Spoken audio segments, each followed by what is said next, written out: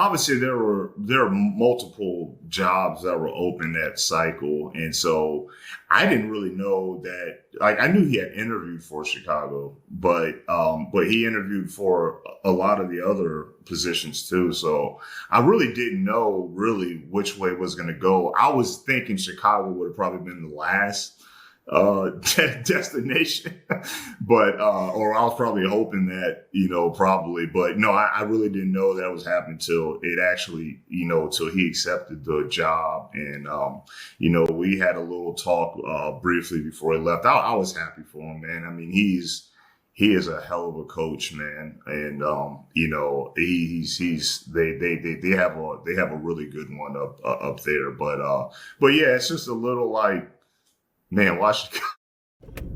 All right, man. Let's talk about Brad Holmes saying that he was shocked about Ben Johnson taking the Bear job. He thought that would be the last job that Ben Johnson would have took, and he kept it, diplomatic. He kept it, the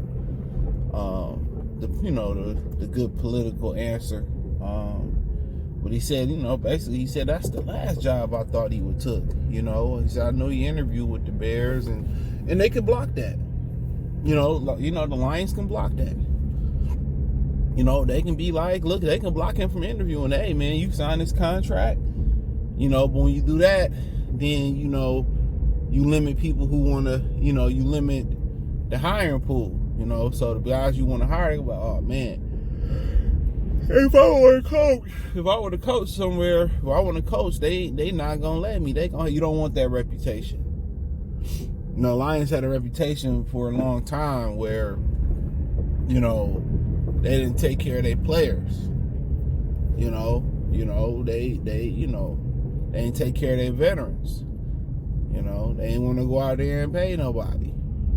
And then, for the most part, they brought in the players' first coach, and Dan Campbell, who still ruled with an iron fist. And, he knew how to, take care of his veterans, and he knew how to make them feel, how to let them have them rest day periods. And, what I'm saying? And a lot of people did that. You heard about, I think it was, Bruce Smith from Buffalo. I was hearing somebody tell a story like, Bruce was just, didn't really have to practice when he got older like that, but he's still killing in the game. So knowing how to, maintenance your players. So, but yeah, I didn't take it to heart like everybody else did. I think there was a missed opportunity when he didn't go take the Washington Commanders, but you understood why. That was somewhat of a vendetta against us as well too, is because Ben Johnson said he didn't believe in the basketball guys running the organization. And Magic Johnson, Bob Myers used to run the Golden State Warriors. And, understandably so. You know what I'm saying? It don't mean if he would have went over there and coached, he would have did the same job as Dan Quinn did.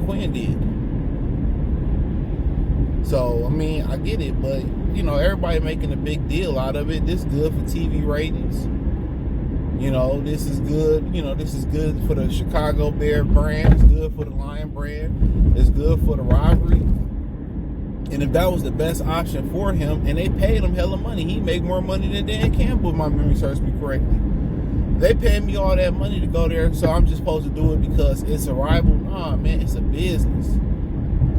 They got a franchise quarterback. They got some things we can work with. It's Chicago is a good city to be in. It's the third or fourth largest city in America, depending on what Houston doing.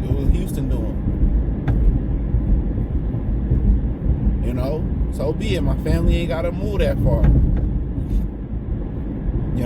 He took some shots about Jared Goff. Hey, that's what a rivalry is about. Don't get mad, get motivated.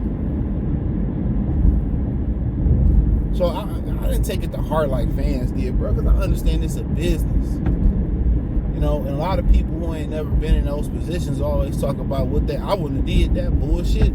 They gonna pay you all that money. Boy, you going. Girl, you going. You know what I'm saying? Get out. Hey, miss me with that. Everybody talking about what they would have did, but when you in that position, it's a totally different ball game.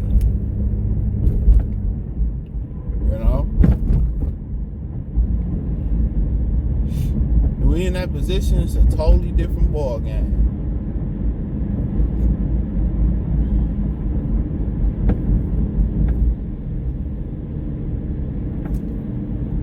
It's a totally different ball game.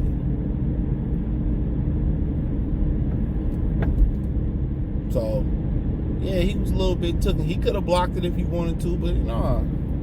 You know, that's the job that he wanted to go to. I don't remember what all was available neither. You know, I don't remember what was all available.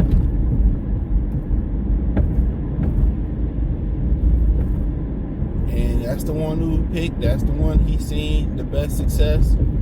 You know, that's the one he seen. You know, that probably paid him the most.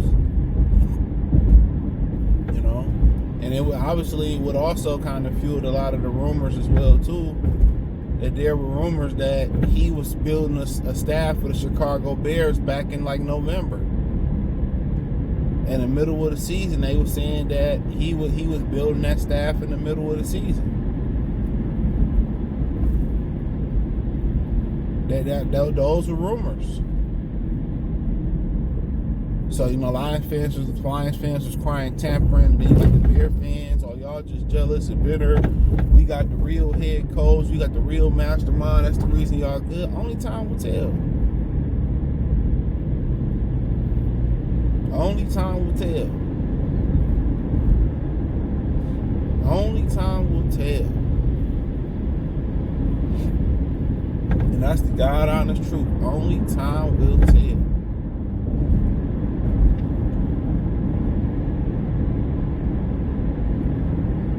But to me, is it that deep? To me, it ain't that deep, man. I understand you got to do what's best for you and your family and how you gonna feed. And even if it was, you know, to get back at the Lions and, you know, he felt a certain type of way, so be it. Get it in blood, ho. You know what I'm saying? Get it in blood. Nothing wrong with that. You know, you gotta understand, man. You know, that's life. That's life. You know, I know people say, well, he know everything. And obviously they brought in John Morton. There are gonna be some things that change, but that's what we know. We know everything about him. We know how he thinks. You know what I'm saying? We know how he thinks. We gonna know he gonna want to pass more than he want to run. Already know that. You know the trick plays. You know what I'm saying? So it's a two-way street. You know, but what we don't know is how he gonna manage grown men, how you gonna manage time management, how you gonna manage personalities. Everybody think a lot of the offensive coordinators, because you know X's and O's, that's gonna make you a great football coach.